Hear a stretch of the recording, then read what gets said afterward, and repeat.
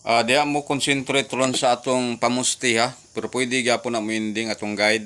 Diya mo concentrate sa atong 4-6. Kanang 4-6 na ko, labo na kaya na mabot 5 p.m. Labo na kaya na siya. Pero kung di gyud siya mo sentro 2 p.m., abot yung 5 p.m., 9 p.m. Mao naman natong ibalik-balik. Pero akong ipasalig na ron 2 p.m. ra taman 4-6 pusti. Akong ipasalig na sa inyo ron nga 2 p.m. ra taman ng 4-6 nga pusti. O niya nga atong ending, gitunol naman nato to no. Atong ending. Basta diya mo concentrate sa 4-6. Kamo na ibahala mo pamaris diya kay kung ihulog man gud nato atong pamaris diri, ligas-ligason lang atong number eh. Di ba? Basta kay 4-6 mo concentrate ron pusti.